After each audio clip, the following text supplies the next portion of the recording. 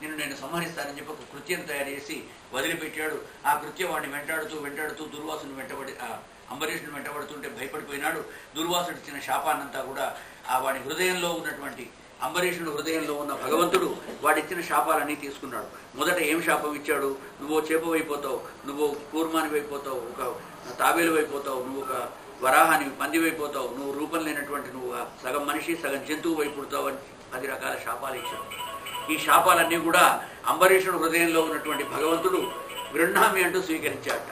ఎందుకంటే బ్రహ్మవాక్యం చెడిపోకూడదు, బ్రాహ్మణుడు మాట్లాడిన మాట తప్పు జరగకూడదని చెప్పేసి తను ఆ శాపాలని గ్రహించినందువల్లనే భగవంతుడు ఈ మొత్తం 10 అవతారాలు మళ్ళీ ఎత్తాడు మన కోసం అని చెప్పేసి మత్స్యకూర్మ, వరాహ, నారసింహ, వామన, రామత్రయ, బుద్ధ, కల్కి అవతారాలు ఆ దుర్వాసుడు ఇచ్చినటువంటి శాపమే అని చెప్పి చెప్తారు. ఈ విధంగా వాళ్ళ అంశంతో 3 కూడా పుట్టారండి. శ్రద్ధాతు అంగిరస పత్ని, శ్రద్ధ అనేదాన్ని అంగిరసుడు, అలాగే చతస్రోసు తకన్యయా, సినివాలి, కుహు, రాక అనేటువంటి వాళ్ళు, వాళ్ళకు మళ్ళీ 4 పిల్లలు పుట్టారు. నియతించైవ సుతే మేరుస్తయోదరాత్ తాభ్యాం తయోరభవత మృకండు ప్రాణ ఏవచ. ఈ విధంగా మృకండు మహర్షి ధాత వలన అయతి అంటూ మృకండు మహర్షి కూడా పుట్టాడు. ఈ మృకండు మహర్షి యొక్క కథ కూడా చెప్తారు మన వాళ్ళు. మృకండు మహర్షికి మార్కండేయుడు అనేటువంటి పుత్రుడు పుట్టాడు. వాళ్ళు శివభక్తులు. వాళ్ళు పరమశివుడిని ప్రార్థిస్తే ఎంతో ప్రార్థన తర్వాత భగవంతుడు మన్నించి వాళ్ళ ఇంట్లో ఒక కొడుకును వాళ్ళకి ఇచ్చాడు. ఇస్తూ చెబుతాడు, 11 ఏళ్ళు బతికి అల్పాయుష్కుడైన మంచి కొడుకు కావాలన్నా, శతాయుష్మంతుడైనటువంటి దుష్టుడైన కొడుకు కావాలన్నా అంటే వద్దయ్యా, ఊరంతా పాడు పేరు వస్తుంది మాకు, మంచి కొడుకే 11 ఏళ్ళు బతికినా చాలు అని చెప్పి అడుగుతారు. అలాగా మార్కండేయుడు అనేటువంటి కొడుకు, మార్కండేయుడు అనేటువంటి వాడు ముందు 11 ఏళ్లతోటే పుట్టి తర్వాత సప్తకల్పాంత జీవనుడైనాడు. ఒక కల్పం అంటే ఇప్పుడు మనం చెప్పుకున్నాం, ఒక కల్పం అంటే ఏదో 43,20,000 సంవత్సరాలు ఇంటూ 71 ఇంటూ 14 అని చెప్పుకున్నాం కదా. ఆ మహాకల్పాలు పోతే 7 కల్పాల వరకు కూడా జీవించి ఉన్నాడు తర్వాత. అలాంటి మార్కండేయుడు వెళ్ళి పరమశివుడిని ప్రార్థించాడు. పుట్టిన తర్వాత చచ్చిపోతాడని చెప్పి తల్లిదండ్రులు ఏడుస్తూ ఉంటే వాడి సాగు దినం దగ్గరికి వచ్చింది. ఇక 11 ఏళ్ళు అయిపోయింది, వీడు ఎప్పుడైనా చనిపోతాడని చెప్పి తల్లిదండ్రులు ఏడుస్తుంటే వాడు తెలుసుకొని పోయి శివుడిని పట్టుకోవడం, కాళేశ్వరంలో శివలింగాన్ని గట్టిగా పట్టుకొని కాలించుకొని ఏడుస్తూ ఉంటాడు. అప్పుడు యమధర్మరాజు తన దూతలను పంపిస్తాడట. యమదూతలకు లొంగడు, యమదూతలు అతన్ని పట్టుకోలేరు. వాడు మళ్ళీ వెనక్కి వెళ్ళిపోయి వాళ్ళ దగ్గరికి పోతేనే భయంకరమైన అగ్ని వాళ్ళని చుట్టుముడుతూ ఉంటుంది. వాళ్ళు వెళ్ళి యముడికి చెప్తారు, అయ్యా ఆ మార్కండేయుడు శివుడిని పట్టుకున్నాడు, చంద్రశేఖరమాశ్రయే మమ కింకరిష్యతి వయ్యమహ అంటూ నన్ను యముడు ఏం చేస్తాడయ్యా, నేను చంద్రశేఖరుడిని పట్టుకున్నానని చెప్పి శివుడిని గట్టిగా పట్టుకొని కూర్చున్నాడు. శివుడు మరి భగవంతుడు కదండి, ఆయనకు వెళ్ళి మేము పాశం వేసి గుంజలేము కదా, ఎలాగా అంటారు. అంటే యముడు స్వయంగా వచ్చేసి కాలపాశం వేసి ఆ మార్కండేయుడిని గుంజడానికి ప్రయత్నిస్తాడు, ప్రాణాలు తీయడానికి ప్రయత్నిస్తాడు. ఆ సమయంలో శివునికి కోపం వచ్చేసి బళ్ళున విగ్రహం పలిగి ఆయన బయటకు వచ్చేసి అక్కడ ఉన్నటువంటి యమధర్మరాజును తలపైన ఒక తన్ను తన్నాడని చెప్పి చెప్తారు. ఆ తన్ను తన్నినందుకు వాడు ఏడ్చుకుంటూ, అయ్యా మనం అష్టదిక్పాలకులలో నేను దక్షిణ దిక్కుకు అధిపతిగా యముడుగా ఉంటున్నాను, మీరు ఈశాన్య దిక్కుకు ఈశ్వరుడు మీరు అధిపతి, మనం ఇద్దరం సమాన స్కందులం, మీరు నన్ను ఇప్పుడు కాల్తోడుదంటే నాకు రేపటి నుంచి ఎవడు దండం పెట్టాలి ఏడుస్తాడు. యముడు భగవంతుడు ఏడ్చినందువలన అప్పుడు శివుడు అతనికి వరమిస్తూ, నాతో పాటు కాదు నాకంటే నీకు అగ్రపూజ ఇచ్చేటువంటి ఒక మంచి క్షేత్రంలో నేను నెలకొల్పుతానని చెప్పి శివుడు ఆ కాలునికి యమునికి వరమిస్తాడు. ఆ వరమిచ్చి దాన్ని మనం కాళేశ్వరంలో కాళ ఈశ్వర, కాళ అలా కాదండి, కాళేశ్వరుడు, కాలుడు అంటే యముడు, కాళేశ్వరంలో నాకంటే నీకు అగ్రపూజ వస్తుంది అని చెప్పి ఆయన కూర్చోబెట్టాడు. అందుకే ఒకే పానవట్ట మీద కాలుడు శివుడు ఇద్దరు ఉంటారు. అందుకనే మన వాళ్ళు వెళ్ళినప్పుడు ముందు కాలుడికి దండం పెట్టి తర్వాత శివుడికి దండం పెడితే అక్కడ ఫలితం అని చెప్పి చెప్తారు. అలాగా కాళేశ్వరంలో మనకు శివుడు ఇచ్చినటువంటి మార్కండేయుడు తెచ్చినటువంటి విగ్రహం అది. అలాగా 2 కూడా ఒకే పానవట్టం మీద ఉండి మార్కండేయుడు అలా ఉండేసరికి దండం పెడతాడు శివుడికి. అప్పుడు శివుడు వాటిని చిరంజీవి భవ అంటూ ఆశీర్వదిస్తాడు. సప్త చిరంజీవులైనటువంటి కృపాచార్యుడు, అశ్వత్థామ, వీళ్లలోగా అశ్వత్థామ, బలి, వ్యాసుడు, హనుమంతుడు, విభీషణుడు, కృపాచార్యుడు, పరశురాముడు, ఈ 7గురు కాకుండా 8వ చిరంజీవి కూడా ఉన్నాడు. అయితే 8వ చిరంజీవి సదా నివసించి ఉండడండి. ఆయన కేవలం 7 కల్పాల వరకే జీవిస్తాడని శివుడు అతన్ని ఆశీర్వదిస్తాడు. అందుకనే మార్కండేయ మహాభాగ సప్తకల్పాంత జీవన అని చెప్పి ఆయన స్తోత్రం చేస్తారు. 7 కల్పాలు అయిపోయేంత వరకు కూడా వాడక్కడ చక్కగా ఆయన చిరంజీవిగా ఉంటాడని చెప్పి చెప్తారు. కాబట్టి ఆయన పూర్ణ చిరంజీవి కాదు, ఈ 7గురులాగా కాదు అని చెప్పి చెప్తారు. అలాగా మార్కండేయ మహర్షి, మార్కండేయో మృకండస్య ప్రాణాద్ వేదశిరా ముని కవిశ్చ భార్గవోయస్య భగవాన్ కుశనాసుత. ఈ విధంగా మార్కండేయ ఉపాఖ్యానాన్ని కూడా చెప్తున్నాడు. శ్రీమన్నారాయణ అంశతోటి వాళ్ళందరూ కూడా పుట్టారు. ఈ 3 పుత్రులు జన్మించారు. మూర్తి అనే ఆమెకు నరనారాయణ అవతారం జన్మించాడు. బ్రహ్మకు ఇంకా దక్ష ప్రజాపతి నరః నారాయణ భవస్య పత్నీతు సతీ భవందేవమనువ్రత. ఈ విధంగా బ్రహ్మ తన యొక్క పుత్రికలందరినీ కూడా పెళ్లి చేస్తుంటే ఈ సతీదేవికి ఎవరినిచ్చి పెళ్లి చేయాలి అని దక్షిణ ఎదురు చూస్తూ ఉంటాడు. ఎందుకంటే కళ్యాణం అనేటువంటి జరిగినప్పుడు శివపురాణంలో ఒక శ్లోకం ఉన్నది. ఎక్కడైనా పెళ్లి జరుగుతున్నదంటే వాళ్ళ ఇళ్లలో జరిగే పరిస్థితులు చెప్తాడు. కన్యా వరయతే రూపం, ఆ పెళ్లి కూతురు అబ్బాయి ఎలా ఉన్నాడు అని చెప్పి ఆలోచిస్తుందండి. అబ్బాయిని చూసిన తర్వాతనే అది ఒప్పుకుంటుంది. మాత విత్తం, ఆ పిల్ల తల్లి మాత్రం వచ్చే అల్లుడికి ఎంత డబ్బు ఉన్నది, వాడు ఎన్ని పైసలు ఉన్నాయి, వాడు ఏం ఉద్యోగం చేస్తున్నాడు, వాడు సాఫ్ట్వేరా, వాడు అమెరికానా, వాడు ఆస్ట్రేలియానా, కెనడానా, ఇవి ఆలోచిస్తుంది. పితాశ్రుతం, తండ్రి ఇవన్నీ ఏం ఆలోచించకుండా వాడికి ఎన్ని డిగ్రీలు ఉన్నాయి, వాడు ఎంత చదువుకున్నాడు, వాడు రేపు పండగొట్టి పుట్టవస్తాడా లేదా నా బిడ్డను తండ్రి ఆలోచిస్తాడు. పిల్ల అబ్బాయి రూపాన్ని చూస్తుంది, తల్లి వాడి యొక్క డబ్బును చూస్తుంది, తండ్రి వాడికి ఉన్నటువంటి జ్ఞానాన్ని చదువును చూస్తాడు. ఇక బాంధవా కులం ఇచ్చండి, బంధువులంతా కూడా మన కులం వాడైనా, మనాడైనా, మన శాఖైనా, మన అన్నీ ఇవి ఆలోచిస్తారండి. మిష్టాన్నం ఇతరే జనా, మిగతా బంధువులందరూ కూడా ఎప్పుడో మనకు పప్పన్నం దొరుకుతుంది, మనకు లడ్డూలు తయారవుతున్నాయి, గొళ్ళెం వేషానికి అయిపోయింది అని చెప్పి మన వాళ్ళందరూ కూడా మన మంతెన భాషలో ఆలోచిస్తూ ఉంటాం. మనం ఏమమ్మా గొళ్ళెం పడ్డదా అని అడుగుతారు పెళ్లి గురించి అనగానే. ఏమో బొంది లడ్డూలు అవుతున్నాయా, లడ్డు పడుతున్నారా అని అడగడం. మన దగ్గర ఒక ప్రత్యేకమైన భాష ఉంటుంది.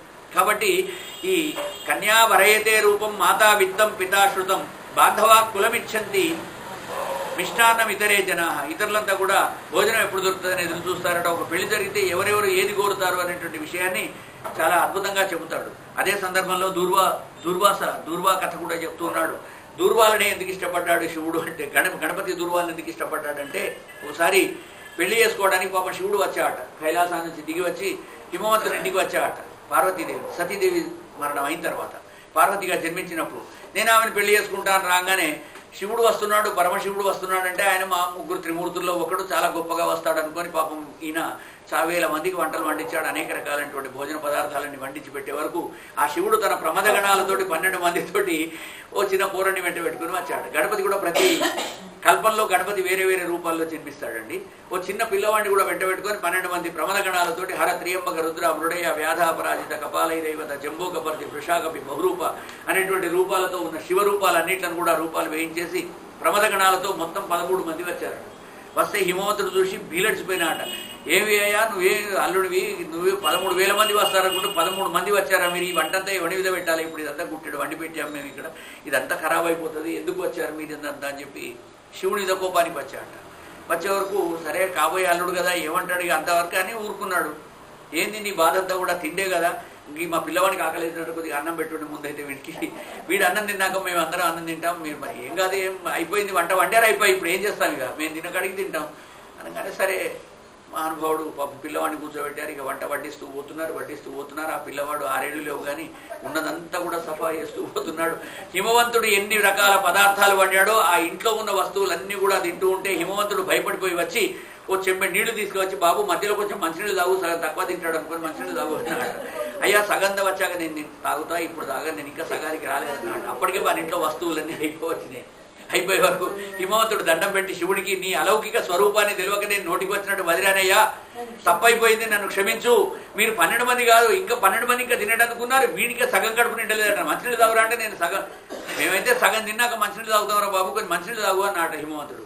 సగం తిన్నాక నేను కూడా తాగుతా అంకుల్, కొద్దిగా ఆగుండి, నేను సగానికి రాలేదు ఇంకా అన్నట మొత్తం తిన్న తర్వాత.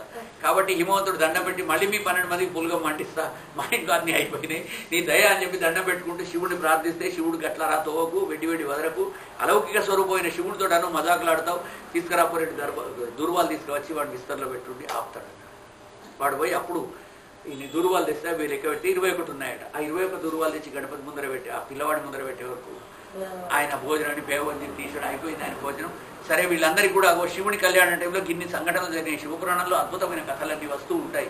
కాబట్టి ఆ పిల్లవాడే తర్వాత ఆయన కొడుకుగా గణపతిగా జన్మించాడని చెప్పేసి ఆయననే అతను సంహరిస్తాడని, మళ్ళీ ఆయన గజముఖాన్ని పెట్టాడని, ఇవన్నీ కూడా గణేష పురాణంలో మళ్ళీ వస్తాయి. ఇలాంటి దూర్వాల కథ కూడా చెప్తూ ఉన్నాడు. ఇంకా భవస్య పత్నీతు సతీ భవన్ దేవం అనువ్రత,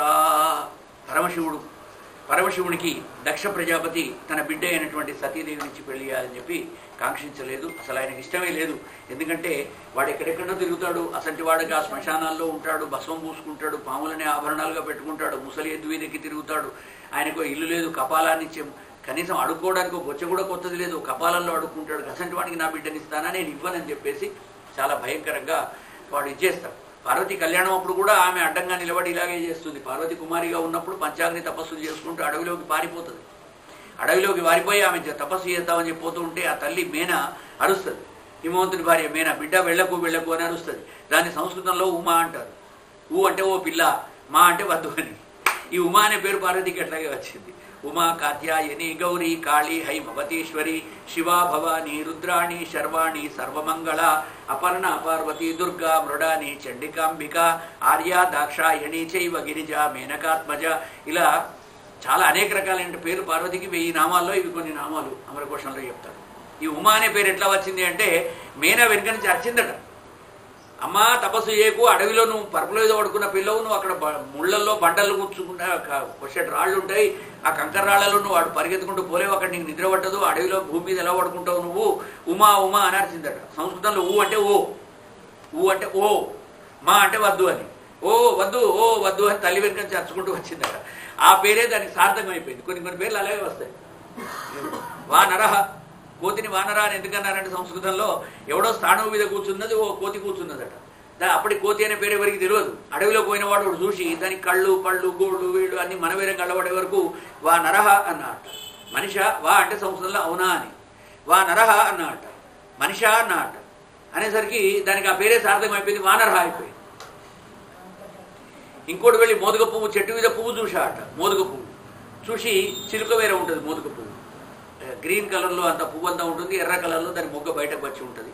దాన్ని చూసి ఆ మోదుగ పువ్వును చూసి కిం శుకహ అన్నట, చిలుకనా అన్నట. ఆ తెల్లారి నుంచి దానికి మోదుగ పువ్వు కింశుక పుష్పం అని పేరు పట్టింది. ఇలాగ సంస్కృతంలో అనేక పేర్లు అలాగా వాటి యొక్క చర్యలతోటి, వాటి యొక్క గుణాలతోటి, వాటికి ఉన్నటువంటి ధర్మంతో అలా పేర్లు వచ్చినవి ఉంటాయి.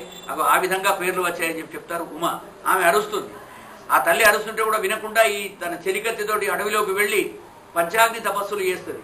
ఎండాకాలంలో సూర్యుడిని చూసుకుంటూ చుట్టూ అగ్ని పెట్టుకొని సూర్యుడిని చూసుకుంటూ నిల్చుంటుంది పార్వతి, 8 ఏళ్ల పిల్ల. అలాగే చల్లటి చలికాలంలో కోనేట్లోకి దిగి కంఠం వరకు నీళ్లలో నిలబడి చలిలో వణుకుంటూ కూడా చంద్రుడిని చూస్తూ ఉంటుంది. ఇలాంటివన్నీ పంచాగ్ని తపస్సులు చేస్తుంటే శివుడికి ఈ పిల్ల నన్ను ప్రేమిస్తున్నదా లేదో ఒకసారి ఒకసారి ఆమె నేను పరీక్షిస్తానని చెప్పి దగ్గరికి వచ్చేసి, అబ్బా రండి అమ్మ రండి, అగో మన ముత్తైదులు వచ్చారు, అమ్మ కూర్చోండి.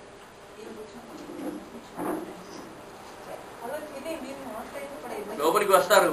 వాళ్ళందరూ వచ్చేసరికి ఆ శివుడు దగ్గరికి వచ్చి పరీక్షిద్దామని చెయ్యి అడ్డం పెట్టి, ఏమమ్మా ఎందుకు ఇక్కడ ఉన్నావు అంటాడు. అంటే నేను శివుడిని మొగడుగా చేసుకుందాం అనుకుంటున్నాను అని అడిగాడు. శివుడిని మొగడుగా వేసుకుంటావా, వాడు ఏమున్నదని చేసుకుంటావు, ఆయన దగ్గర పాములు పడగ వేసుకుంటాడు, భస్మం పూసుకుంటాడు, కపాలాన్ని ధరిస్తాడు, ముసలేద్దు ఎక్కుతాడు, గసటాండ మంచి మొగటి చూడు, విష్ణుమూర్తి ఎంత అందంగా ఉంటాడు చూడు, గసటాన్ని పెళ్లి చేసుకోవాలని చెప్పి మన సాధారణమైనటువంటి విషయంలో ఆ బాలకుడు బ్రహ్మచారి ఆమెను అడ్డగిస్తాడు. అడ్డగించేసరికి ఆ తల్లి, నీకు శివుని అలౌకిక స్వరూపం తెలియదురా మూర్ఖుడా, వెళ్ళు అని చెప్పి శివుడిని తోసుకుంటూ వెళ్ళిపోతుంది.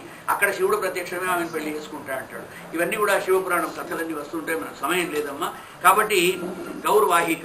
ఇక శివుడు అలాంటి జుట్టంతా పెంచుకుంటాడు, శ్మశానాల్లో నివసిస్తాడు, అలాంటి వాడా అని చెప్పేసి తిడతాడు. ఇక శివుణ్ణి పెళ్లి చేయడం తండ్రిగా అతనికి ఇష్టం ఉండదు. సతీదేవిని శివునికి నేను ఇవ్వనని చెప్పి అంటూ ఉంటే, ఆయన తండ్రి గారైనటువంటి దక్ష ప్రజాపతికి తండ్రి గారైనటువంటి బ్రహ్మగారు వచ్చి, అయ్యా అలా అనకు, చాలా ముందర కథ జరగాల్సి ఉంది, సృష్టి ఎంతో గొప్పగా ఉన్నది భవిష్యత్తు, కాబట్టి దాని గురించి ఆలోచిస్తే నువ్వు తప్పకుండా నీ కూతుర్ని ఇవ్వాలి అని చెప్పేసి బ్రహ్మగారు చెప్పి వాళ్ళిద్దరు కూడా పెళ్లి చేస్తాడు. 33 కోట్ల మంది దేవతలు తథామరగణ సర్వే సానుగామనయో అగ్నయ తత్ర ప్రవిష్టం ఋషయో దృష్ట్వా అర్కమివోరిస భ్రాజం నానం మిత్రమం కుర్వంతం తన్మహత్ సదా ఉదతిష్టం సదస్యాస్తే స్వదిష్టేభ్య సహాగ్నయ. పెళ్ళైపోయింది. తన భార్య తన ఇంటికి తీసుకొని పోయినాడు సతీదేవిని శివుడు. అలా తీసుకుపోయిన తర్వాత ఒకనాడు ఆయన పూర్వం దక్ష ప్రజాపతి ఒక యజ్ఞం చేశాడు. బృహస్పతి సవనం అని ఒక యజ్ఞం చేస్తాడు. ఆ యజ్ఞం చేసినప్పుడు దానికి ఋషులు మునులు అందరూ అనేక రకాలైనటువంటి వాళ్ళంతా కూడా, అగ్నిదేవుడు, దేవతలందరూ కూడా 33 కోట్ల మంది దేవతలు ఆ యజ్ఞాన్ని చూడడానికి వచ్చారు. ఎందుకంటే దక్ష ప్రజాపతి అంటే ఆయన మహానుభావుడు, ప్రజాపతి అయినటువంటి రాజు. అలాంటి రాజు చేసే యజ్ఞం అంటే చాలా ఘనంగా ఉంటుంది, మంచి భూరి దక్షిణలు ఉంటాయి. అలాంటి దానికి అందరూ కూడా మునులు, ఋషులు, కవులందరూ కూడా వచ్చారు. అక్కడికి కూర్చున్నారు. సూర్య తేజస్సుతో వెలిగిపోతూ అక్కడి నుంచి బీన్ బాజాలు, సన్నాయిలు, తమ్మళ్లతోటి అక్కడి నుంచి దక్ష ప్రజాపతి నడుచుకుంటూ వస్తూ ఉన్నాడు. అలా ఆయన చాలా అందంగా అక్కడి నుంచి స్వరూపంతో నడుచుకుంటూ దక్ష ప్రజాపతి వస్తుంటే అందరూ ఒక్కసారి లేచారు. ఎందుకంటే నా విష్ణు పృథ్వీపతి, రాజుగారు అంటే విష్ణువుతో సమానం కనుక రాజు వస్తుంటే అందరూ లేచి నిల్చుంటారు. అమ్మ అందరూ వచ్చారా? 5 వచ్చారా?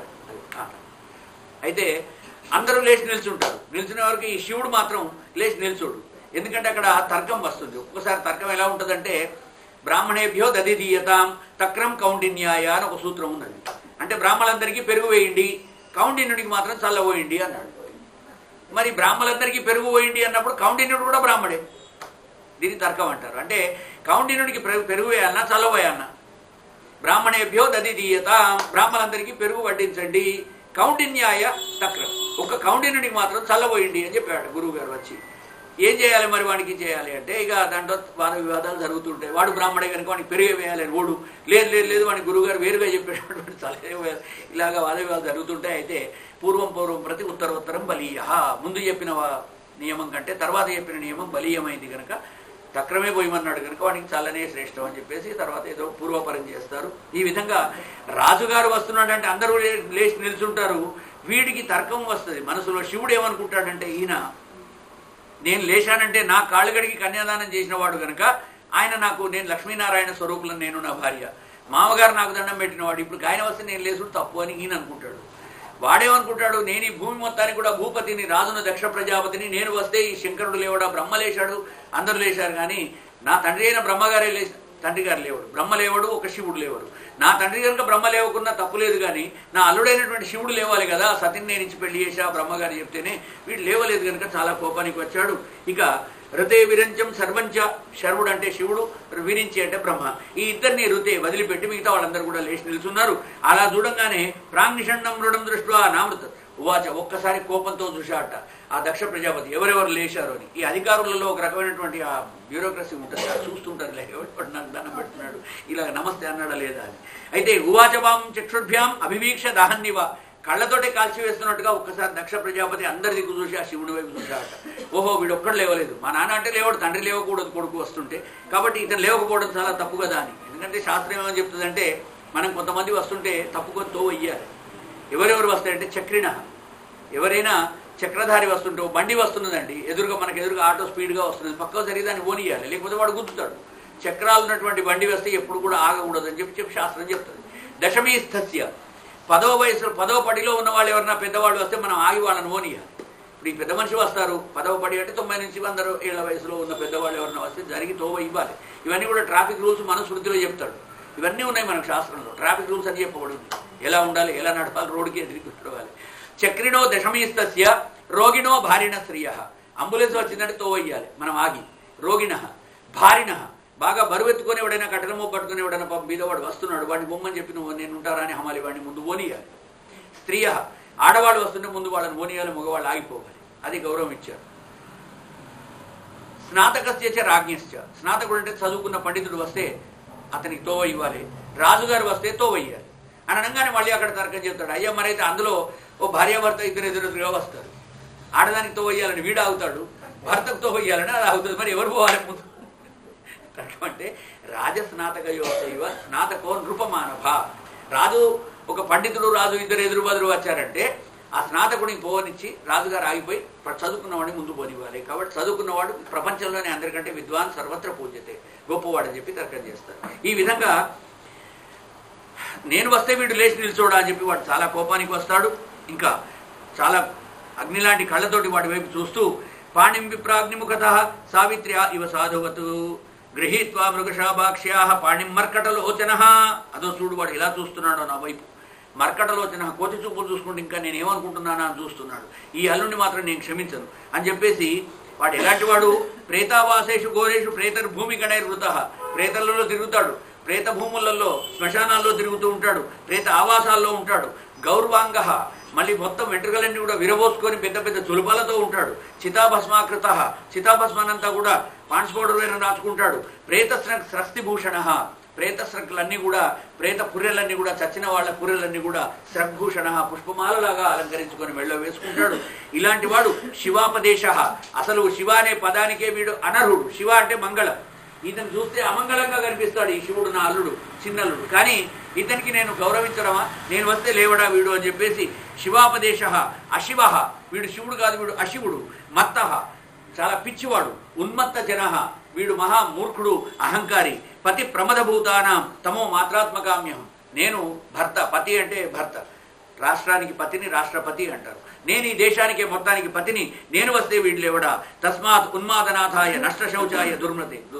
ఇలాంటి నష్ట శౌచుడు, శౌచం లేనివాడు, శుచి లేనివాడు ఈ దుర్మతికి మంచి శిక్ష వేస్తానని చెప్పేసి బ్రహ్మ చెప్తే నా బిడ్డను వీడికి ఇచ్చా.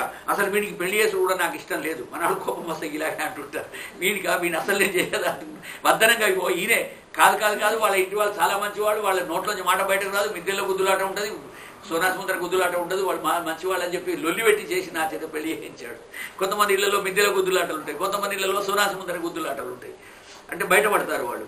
కాబట్టి ఇలాంటి వానికి వినింజైవం గిరిం అప్రతివసం దక్షోదాప అపస్పృశ్య క్రుద్ధ శబ్దం ఉపచక్రం.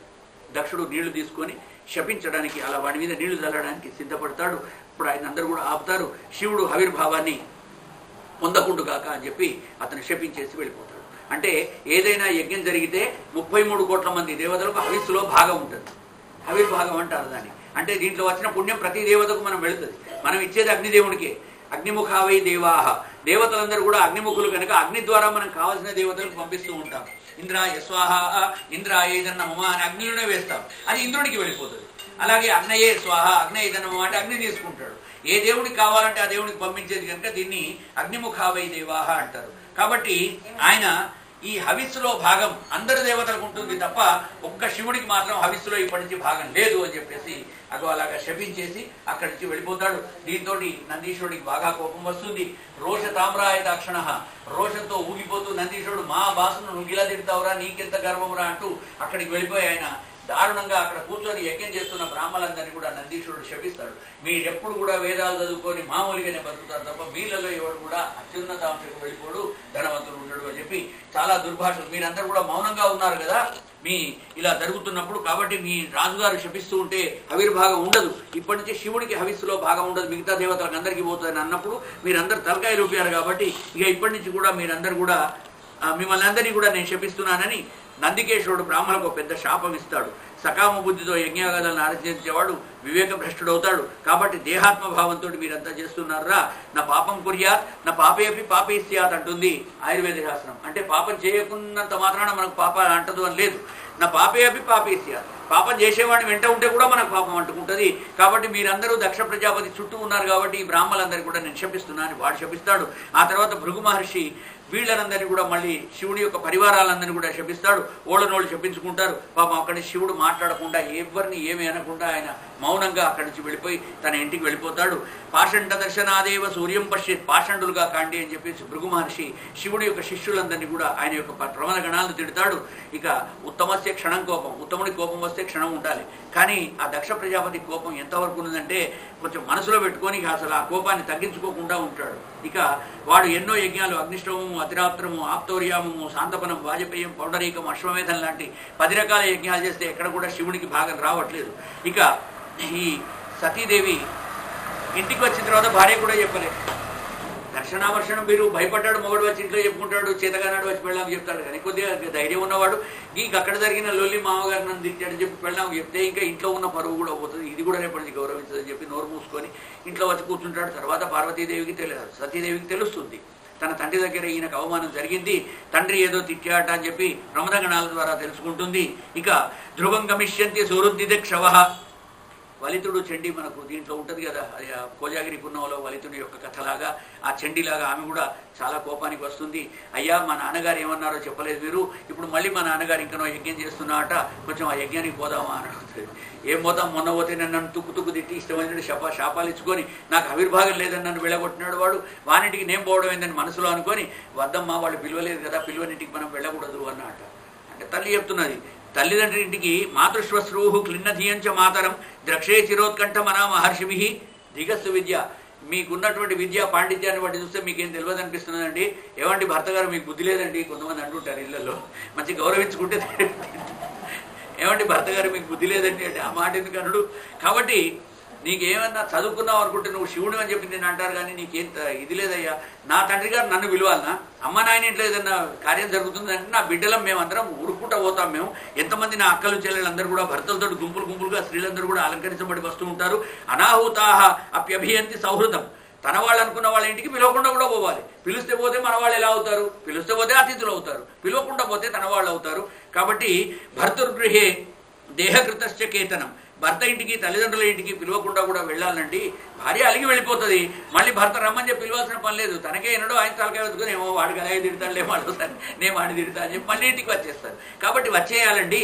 ఇక వేదాలన్నీ ఇదే చెప్తున్నాయి. ప్రభు సంహితాలు అనేటువంటి పురాణాలు, మిత్ర సంహితాలు పురాణాలు అదే చెబుతున్నాయి. కావ్యాలన్నీ కూడా, కాంతా సంహితాలు కూడా ఇదే విషయాలు చెబుతున్నాయి. నీకు తెలియదా అంటూ సతీదేవి భర్తకు బాగా విషయాలని చెప్పుకుంటూ, ఇక విద్యాతపో విత్త వపుర్ వయఃకులై.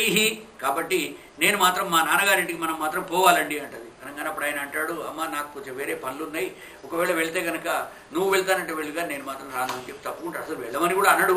తను మాత్రం నిర్ణయం తీసేసుకున్నది, నేను వెళ్తాను, నువ్వు వస్తే రాలేకపోతే లేదు, పోయి పక్కన బేసనం పెట్టి నువ్వు తిను, గింతే మాట. ఇక కోపానికి వచ్చి తిట్టుకుంటూ వెళ్ళిపోకుంటూ తను మాత్రం వెళ్ళిపోతుంటే పాపం శివుడే చాలా బాధపడిపోయి, నా భార్య ఒక్కరితైపోతుంది కాబట్టి ఆమెకు వెంట కొంచెం ఎవరైనా ఇద్దామని చెప్పి తన యొక్క మంచి గణాలలోంచి ఈ దేహం అంతా కూడా తండ్రి ప్రసాదించాడు. నువ్వు ఇలా చంచలం మన కృష్ణ సంభావితస్య అకీర్తి. అయితే పరమేశ్వరుడికి తెలుసు, నాలాంటి సంభావితునికి అకీర్తి మరణంతో సమానం. మళ్ళీ అలా తిట్టి పంపించిన వారింటికి మళ్ళీ నేను ఏ ముఖం వేసుకొని వెళ్ళాలని చెప్పేసి ఆయన అక్కడనే ఉంటాడు.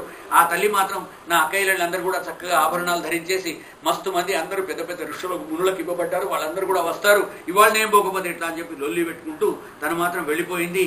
చింతా జ్వరం చాలా చింతించుకుంటూ వెళ్ళిపోయింది. తన వారంతా కూడా తన వాళ్ళపైన ఉన్న అనురాగంతో, ప్రేమతోటి, పుట్టింటి మీద ఉన్న ప్రేమతోటి సతీదేవి మాత్రం వెళ్ళింది. తత్తస్య సదృశం భవేత్. ఒక్కొక్కసారి భార్యలు భర్త చెప్పిన మాట వినకపోతే వాళ్ళకు అలాంటి శిక్షలు కూడా జరుగుతుంటాయని చెప్పి చెప్తున్నాడు. సౌందర్య సంప్రశ్న సమర్థవార్తయా మాత్రాచ మాత్ర స్వశమిశ్చ సాదరం.